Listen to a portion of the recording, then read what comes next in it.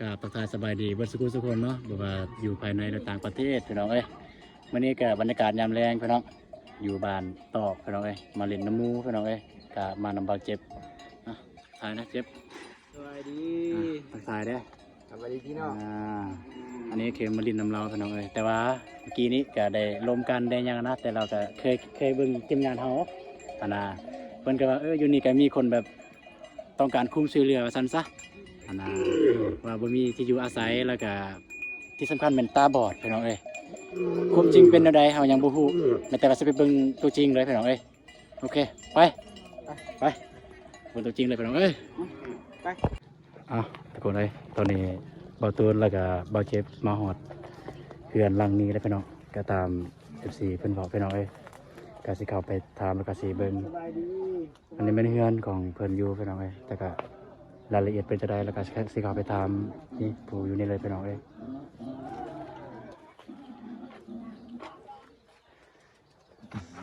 สวัสดีเอ้ย สบายดี โดยเอ้ยมาเฮ็ดหยังเนี่ยจะเอาคนอนุญาตติดใหม่ให้ได้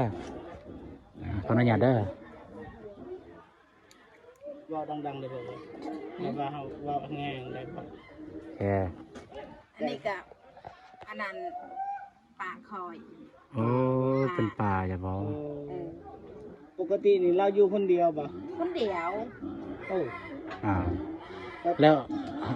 ลูกหลานเราไปใส่ บ่มี ลูกหลานบ่มี บ่มี เอาแต่ละมื้อเรากินน้ำไผ อันนั้นเขาคนอื่นมาให้ซอยเขา เออ ก็คือคนอยู่ในบ้าน บางเทื่อก็มีเขาไปให้เขาบางเถื่อกับบางเถื่อกับมันอด ก็คือคนอยู่ในบ้านเนี่ยมาซอย เออ บ่แม่นพี่น้องก็มาซอยได้บ่แล้ววันใดอยู่นี่ เด็ดเขามาซอยให้เขาหน่อยนึงในสำนีบางเถื่อกับมันบ่ได้กินเขา อ่า บางเถื่อกับมันอด ส่วนหลายในข้าวซอยแบบเป็นอีสานเป็นข้าวสุกพอแล้วก็ข้าว เขาซุก อ๋อ เป็นแบบบ่เป็นเห็ดกิน อ๋อ เพิ่นเป็นหยังตาบอดเนาะ ตาบอด ตาบอดอยู่ผู้เดียวพี่น้อง เอ เอ้ย อ เพิ่นเป็นแต่ดนเหรอบ่ โดน แต่น้อยบ่ บอดตอน ก็จะแก้ขมา ครัวมันตายเห็นยังอัน เอ นั้น อ เห็นหุงบัดครัวมันตายเห็นดิงบ่เห็นหุงเลยถ้าพร้อมฮอดเดี๋ยวนี้ โอ้เนาะ ไปบ่เป็นแต่มันอยู่ประตูกระบูนนั่นนี่นั่นแหละ บ่เห็นหุ่งเลยบ่เห็นพอดีเลยบ่แม่ บ่เห็น บ่เห็นเลยเนาะ บ่เห็นเลย แพงเจ็บหนักเจ็บ นี่พี่น้องเอ้ย โต เนาะ เจ็บหนัก อืม พี่น้องเอ้ย คืนก็เว้นเขาหาย เออ มันหายมันหอมมันเจ็บถึงยินเจ็บแผลเจ็บหนัก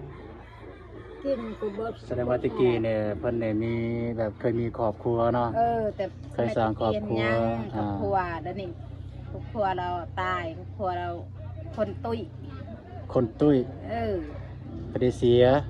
เสีย ดนหรือว่า ดน ตั้งแต่เสีย ได้ว่า10 ปี โอ้ยจะกลัว โอ้ย คิด โอ้ หาย นับเป็น เราอยู่คนเดียวจักปีแล้วแม่เพิ่นอยู่คนเดียวจักปีแล้ว กระโดนเติบเติบเราอยู่อันนี้ก็เพื่อนนี่ก็คนอื่นเห็ดให้ อ๋อเฮือนในคนอื่นเฮ็ดให้ เออ แม่นเฮือนบ่เนี่ย แน่นอนนี่ แน่หน่อยซ้ำห้องน้ำพี่น้องเอ้ย ก็มืดสนิทละก็สวยละหั่น ตัวอย่างว่ามื้อใดแบบว่าบ่มีคนเอามาให้นะเพิ่นสิกินน้ำไผ บ่มีน้ำไผอดเอานั่น อดเอาตอนนี้หิวบ่แม่หิวบ่ เลี้ยวเข้าแหละ หิวข้าวโอ้ย ถามมันเพิ่นจะกินหยังตอนนี้ อยากจะกินหยังแม่ จะกินกาแฟจะกินข้าวกินหลายชนิด โอ้ อยากกินแนวหวาน ไข่มักบ่ ไอ้นั่น ไข่กำลังจ้อยละแต่ มักบ่ มันมักลาย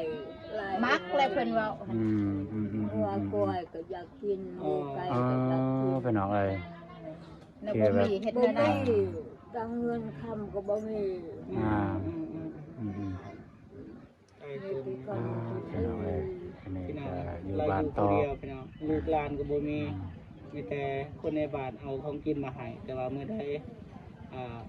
เขาบ่ได้มาให้หยังนะจำเป็นต้องอดพี่น้อง แม่น คันบ่มี มื้อนี้มีบ่มีคนมาให้บ่มื้อนี้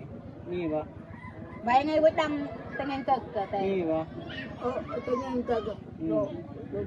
พลางหงายก็จะเกิดเอาจนเป็นอันนี้ก็ไป มีคนมาให้ป่ะ ไว้ มี มี มียังก็ เขา เข้าซื้อๆนี่ ใใส่เบิ่งแหน่ประมาณส่ำใด เบิดละเตงกิน รถบ่ คำนี้ อ่า โอ้ พี่น้องเอ้ย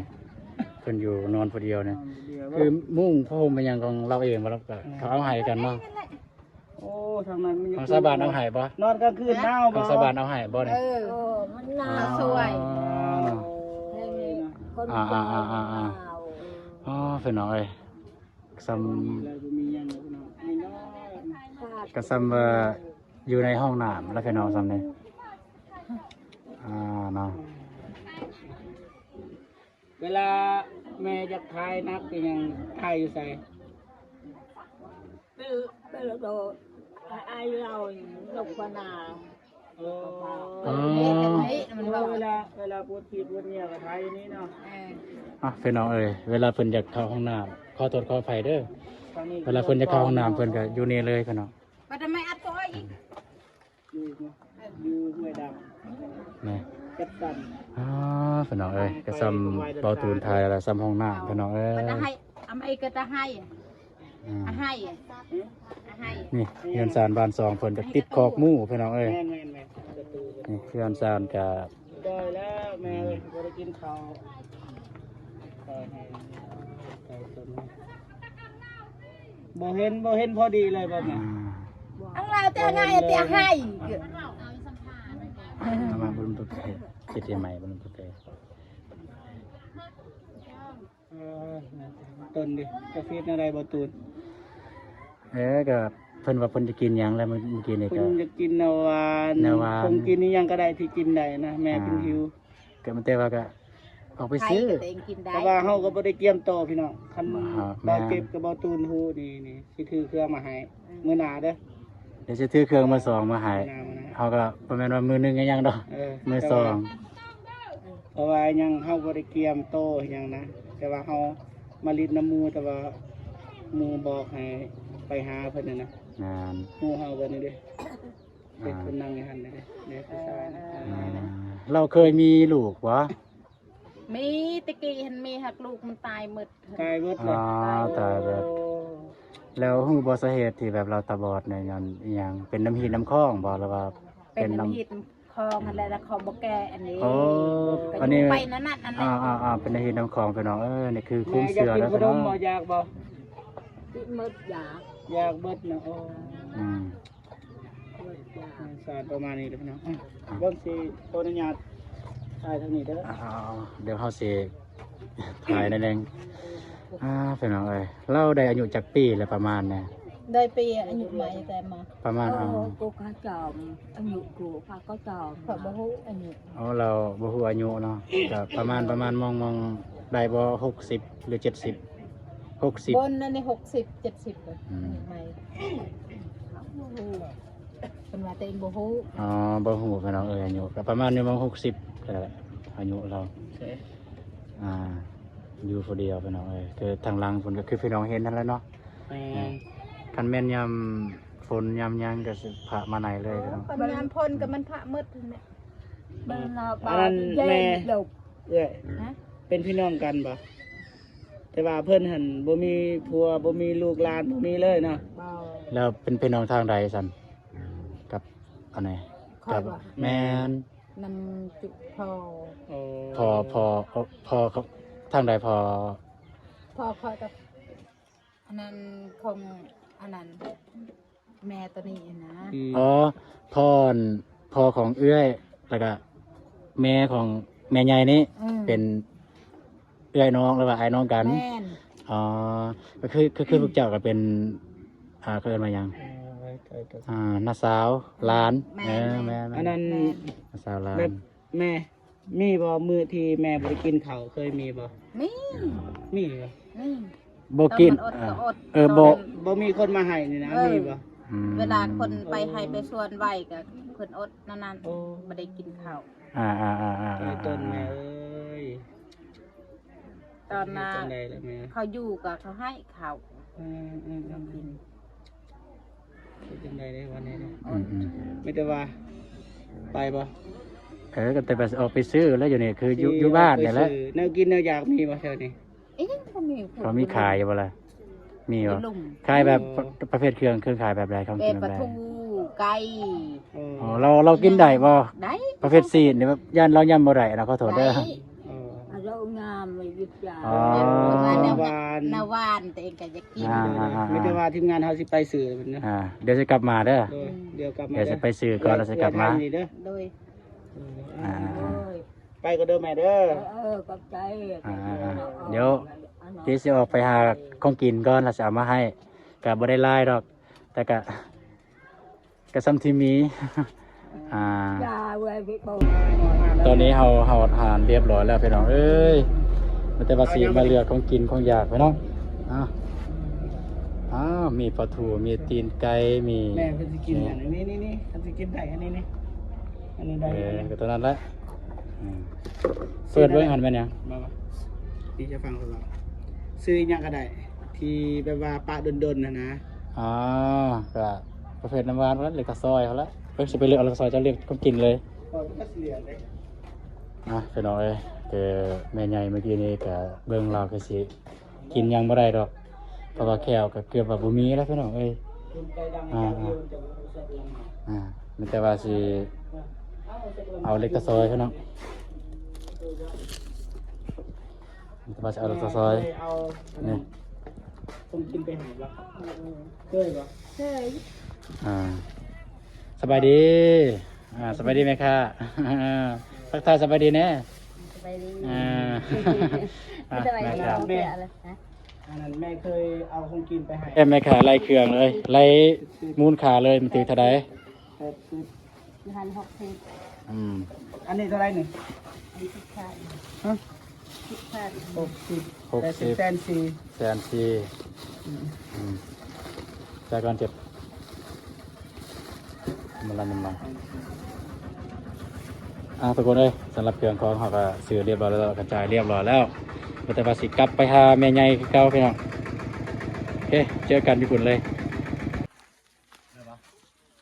โอเคทุกคนช่วยกินของเรียบร้อยแล้วพี่น้องกำลังหัวแล้วไม่ได้ซื้ออย่างไรดีจริงๆ บ่เห็นหุงคือเก่าแล้ว กินได้หรือเปล่าแต่ว่าเจ็บลองแกะเลยเรากินทำนาน นั่งเลย เขาคนนั้นอยากนั่งได้ตรงนั้นได้ นั่งก็ได้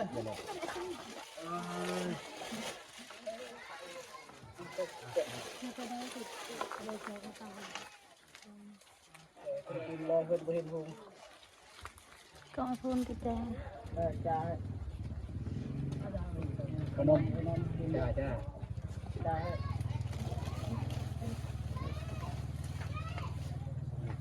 มันอ่อยเลยกินกินกิน เวลาเราพวกเราไทย เคยกินอยู่วะเคยมีจ้า เคยไหมจ้าได้ไงแต่มา เคยตามเงิน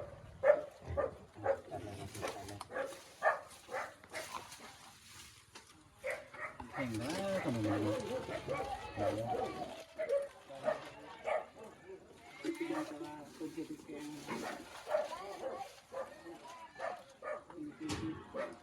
ี่น้องเลยโอเคFC มาลายแต่ปีนกองทาง FC นะนั่นเองมาทางนี้มาทางนี้ กินกิน โบเลยมีจ้า กิน หาจ้า มันนับเป็นอีกจ้าก็ยังให้จ้า ตอนนี้ก็เป็นกินข้าว แค่นี้กิน เราเลย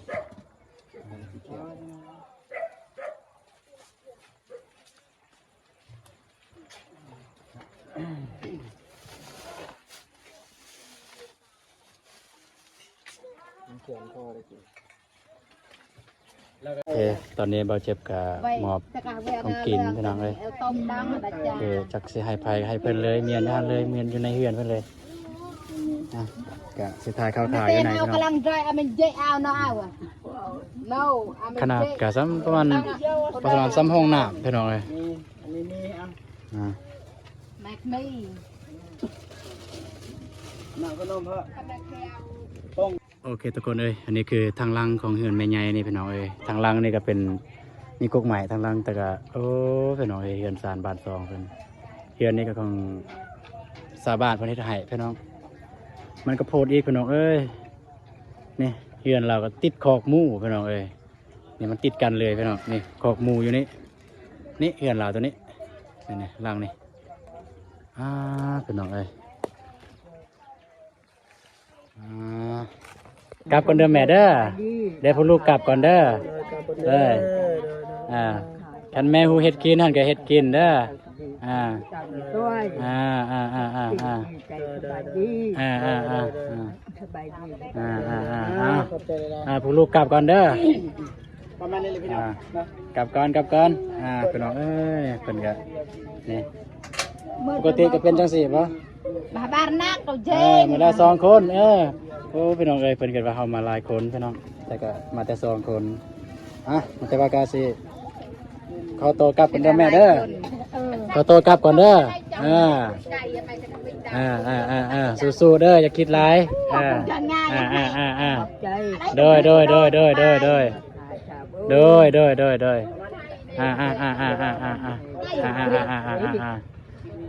พี่น้องเอ้ย